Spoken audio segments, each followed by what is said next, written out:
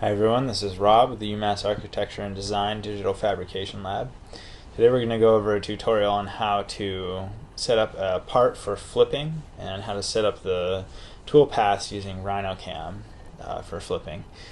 So the first thing we're going to do, and we're going to continue with our birdhouse tutorial here. So the first thing we need to do is orient our parts so that they're configured for cutting on a full sheet of 24 by 96 inch foam.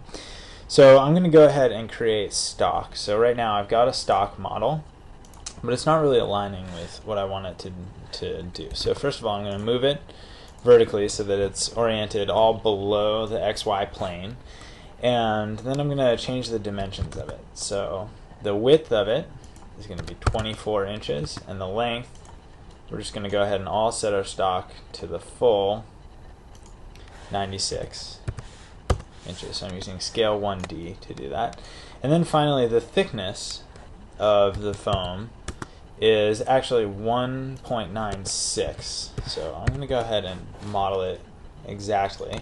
And to make my model match that, I'm also going to scale my model. So again, scale 1D. So I've got it set up as a shortcut, but it's just scale 1D. Click, go there, down to the bottom, and we'll do 1.96. Enter. Okay, so now everything's lined up. Okay, the other thing that we need to do to set this up is we need to move this half of the module over to this spot. So we're going to actually end up putting all of our modules together and just running them out this way, but we want to have each one set up just in a row across here. So to do that, I'm going to just move it from that bottom corner over here. I'm going to just go ahead and throw it on this bottom corner here. I'm going to, actually we're going to need to stock in a minute, and then I'm going to move it by 1 inch over in that direction. And then I'm going to select both of them again, and I'm going to move them both over so that they're centered in the stock here, which is 0.5 inches. I'm just moving them over.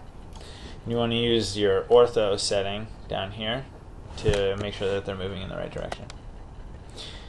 Okay, so now those are configured. They're in the right place.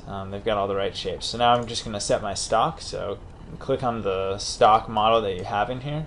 Go to stock and stock from selection. Then I'm going to go ahead and turn off that layer. And if you want to see the stock, you can just click here, and then you can see your stock. Okay. I'm going to turn that off for now. Okay, so this is the front module, and right now the bottom of it is just a smooth face, a flat face. So I'm going to go ahead and make it a little bit more interesting and contoured. I'm going to just continue with my torus theme and draw another large torus here. That may have been too big. I'm going to try that one more time. Okay. And I'm going to go ahead and rotate that 3D in 3D here. So I'm just going to put it up on its end, like so. So that copied it, but I'll just delete the first one. Then I'm going to orient it over my part so that it's more or less centered. Go to front view. And you guys can do whatever you want to do. I'm just going to quickly go through this. And I'm going to just stick it so that it's intersecting my birdhouse here. And oh, actually I need to move it in the other direction, because right now it's going to cut it out of the inside. I want to cut it out of the outside.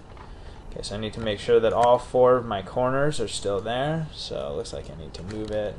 I'm going to go back into top view, just move it a little bit in the Y direction. Take another look. Okay, that's looking pretty good. So now what I'm going to do is just quickly use the Boolean intersection command, which is going to find the common area that's shared between these two surfaces. So just click on one, click on the other, hit enter, and voila, there we go. So now I've got my outer surface here, which is going to be kind of a smooth contoured surface, and somehow this got changed to the regions layer, so I'm going to change it back to the model layer. Okay. Now, I need to orient everything in order to make sure that it flips equally. So you guys will have watched the Harvard tutorial, and this is essentially just a reworking of that. I'm going to go through their process, and then at the end we're going to take it to the next step, and we're going to bring it into RhinoCAM and set up those cutting curves, the toolpaths. Okay, so the way that they're doing it, and this is quite a clever way to do it, we're going to start by drawing a line from the origin, which should line up with the corner of your stock here. Then I'm going to copy it, and I'm going to bring it down right to the middle, and then I'm going to move that from the bottom corner to the middle of my stock, and I have the mid object snap turned on here, so that's why that's working. Okay, so now this is my origin right here, and you saw in their version they wrote it out as liters. I'm not going to do that. You guys are welcome to just type liter, but I'm just going to use lines to move a little bit more quickly. Okay, now I'm going to rotate this in 3 dimensions, so rotate 3D, enter, and then I'm going to rotate it around my axis, this one that should be located directly in the center of the stock. I'm going to go out. It doesn't really matter where, and make sure that you have that little plus. If you don't have it, you just press C and space. So you want to make sure you have that little plus and click. Okay, so now I've got my origin, which is here in the inside cutting orientation, and here on the outside orientation. You'll see how that works in 1 second.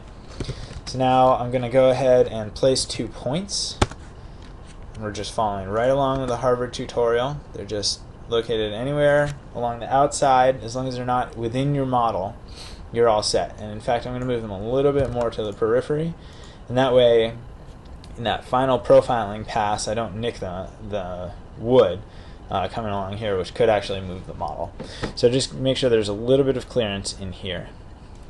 Okay, now we're going to go ahead and mirror those points, and if you guys have followed along with the tutorial, you'll kind of understand why we're doing that. We're going to put pegs in here. So I'm going to mirror that. Okay, mirror. And then we're gonna go ahead and create the orientation for our outside cutting. So that's what we're gonna do is just rotate these in 3 dimensions right about this central axis. So again, we're going to use that rotate 3D. So rotate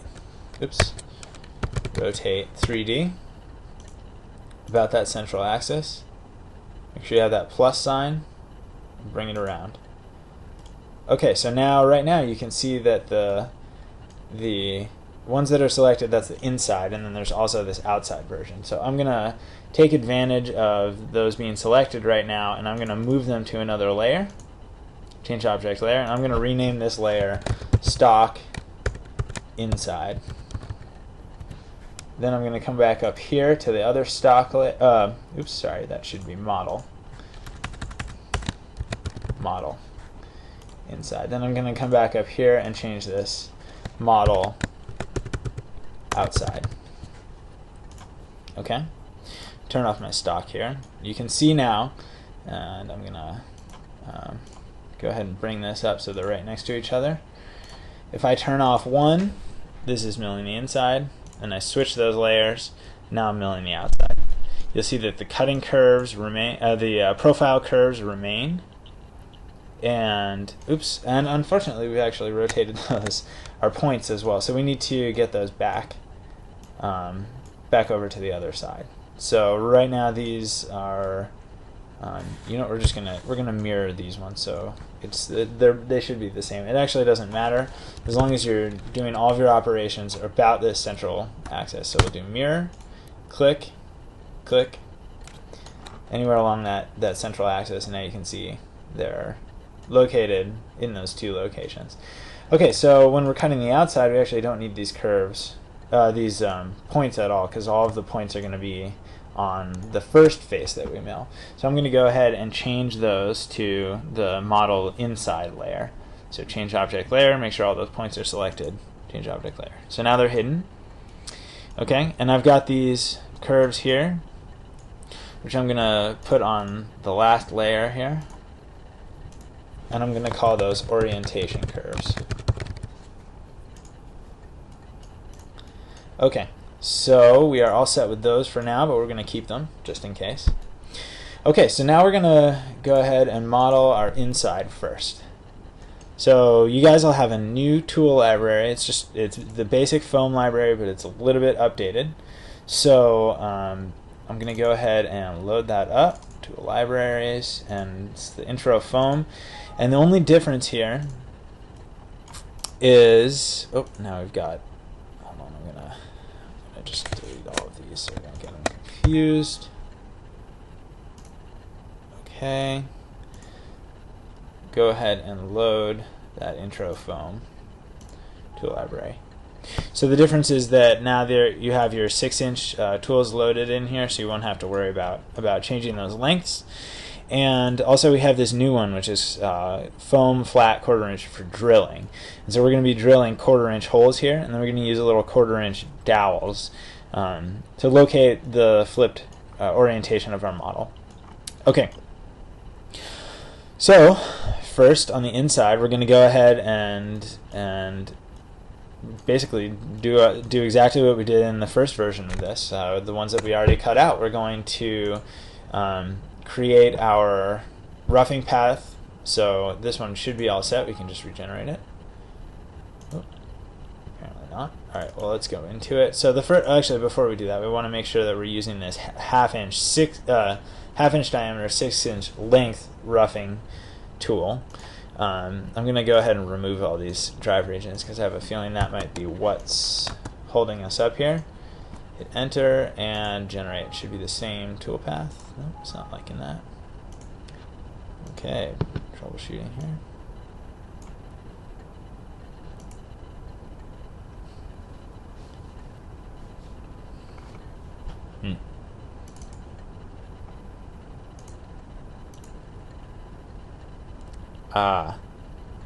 This is why. You guys may have set this for the last time. We were orienting everything in a different way, but right now we actually don't need to worry about that bottom cut level. By setting our stock and our model to the right depth, we're actually going to just bypass that whole issue. So if you have your cut levels checked on bottom, you need to uncheck it and click generate. Should go right through it. There we go. Now that's what I thought. Okay. So then I've got my horizontal re-roughing, which might be horizontal finishing. You guys are welcome to use whichever one you like. And you also can use parallel finishing on the interior spaces now. I'm going to go ahead and simulate my horizontal roughing, and then I can regenerate my horizontal re-roughing. Okay, and my profiling seems to have gone somewhere, but I'm just going to set that up. You want to remember we're profiling when we're cutting the outside, not the inside, because if you cut them out first, then we'll have no way of orienting it. So you want to make sure they stay in the stock, and then when we flip the whole model, all the stock, then we're going to profile around the outside. So profiling goes in the second pass. So I'm going to rename this one horizontal finishing inside. And then we need to make a few drill holes. And there are two different kinds of drill holes. So the first ones, which are going to be the ones closest to the origin, we're going to drill these all the way through the foam and actually into that spoiler board, that MDF that's sitting on top of the router table. So for these ones, it's going to have to be a bit deeper than the actual stock. So we're going to go over here to holes under program, holes, and go to drill. And oh, I may actually have too many points here. Yep, I do. So I'm going to go ahead and delete those. Select those again. Let's try that again. Okay, holes, drill. So now I'm showing two. You should have two regions, two holes here. Go to tool and click on foam flat 1/4 inch drilling. Feeds and speeds you can just load from the tool. Clearance plane is fine. Cut parameters. The drill depth we're going to set to 2.2 inches. And the cut geometry, it's on the XY plane, so it's on the top of the stock. So the location of cut geometry is at the top. Don't worry about these other settings. Don't worry about sorting. Click generate, and there we go. So you can see now, and if I turn on my stock visibility, well, it doesn't want to show, but if I turn on my stock over here, you can see it's going past the stock into the table. So that's actually what we want it to do. Okay, then we need to come over here. And remember, we're going to drag that down to the last step here, so that we're just using that same tool from the roughing or the interior finish pass. I'm going to make a copy of that, so Control V, Control C, Control V, and then over here I'm going to remove all of those regions, those two, and I'm going to select these two. Oh, didn't like that. Let's try again. So select drill points and circles, click on those two, hit enter. Okay, come over to cut parameters. This time we're going to drill only 1 inch. So that way we're going to have a 1.2 inch long dowel. It's going to sit 0.2 inches in the table and 1 inch into the foam. Click generate. There they are. Okay. So now you can see it looks like it's missing, but it's just missing your part. If we turn on the stock, you'll see it will be drilling into the stock. So those will actually work as locating points. Okay, so now we're all set on our inside. Now we need to set up our outside. Okay, so I'm going to go ahead and create a new setup. Right click on the first setup and left click on the first setup and then right click, then do new setup. Okay, here's my new setup. And now I need to turn off my interior model, my inside model, and turn on my outside model. Okay, so we're going to want to get this nice contoured surface here. So the first thing is going to be to make a copy of that roughing pass. So Control V, Control C, Control V. I'm going to drag that down into my second setup. Come into here and I can click to figure out which one is on this piece over here, which we're not going to be touching. I'm going to go ahead and remove active. You can see it's highlighted in green. And click remove active. So now there's only one cutting region. If I click on it, you can see in green it's just this outside area. All the other settings should remain the same, just as they were on the inside, and click generate. Okay. Now we're going to go ahead and do a finishing pass. I'm going to do a parallel finishing pass. So parallel finishing and drive region 1. Yep, that's how I want it. Come over to cut parameters, 25%. Okay, tool. I'm going to use the 6-inch long, 6-inch long, 1/4 inch parallel 4-flute finishing flat bit. And everything else should be all set. And I'm going to click generate. There we go. Everything's looking pretty nice there. It's going to come out quite well. I'm just going to go ahead and check the time on that. 1.74 minutes. That sounds great. Click OK.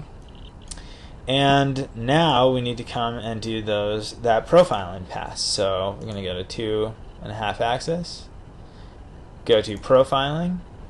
And I'm going to remove all and then reselect them. So click that region and my other region, which you can't see right now. There they are, those two regions. Hit enter. Then I'm going to go to cut levels. Total depth is 1.95, so it's going to leave just a little bit at the bottom. We're going to cut it off by hand. That's preferable. Okay, then just click somewhere else, and our rough depth per cut we're going to set to let's say 0.39. That'll give us a couple passes. And in terms of that cut width, you guys can just leave it at 0. On this it should be fine. And we'll click generate. There we go. It looks like we're all set. I'm going to go ahead and run all of the different passes here. So I'm going to go ahead and turn off both my models and we'll simulate the first pass.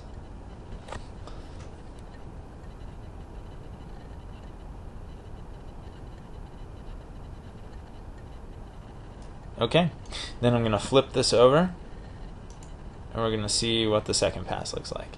Now unfortunately I need to actually drag that to the top, otherwise it's going to do it on top of this surface. It doesn't realize that it's a different model. Oh, so this is good that we checked. If you guys can think about what's wrong about this picture. Of course we cut our module out first when we actually would like to cut it out last. So that 2.5 axis profiling, we're going to move down to the bottom. That's why we check. Okay, everything else looks good. I'm going to rename this parallel finishing outside. Okay, then I'm going to go ahead and post this right to my desktop. And this one will be called parallel finishing outside post. Okay, there it is. And come and post the other one. Horizontal finishing inside post. We're going to do the inside one first and then the outside one. Should be all set. And then I'm going to go ahead and do shop documentation. Put it on my desktop for each one. That way we can just go right through and make sure that everything is all set. And again, shop documentation for the inside version. Nope, just do inside. Okay.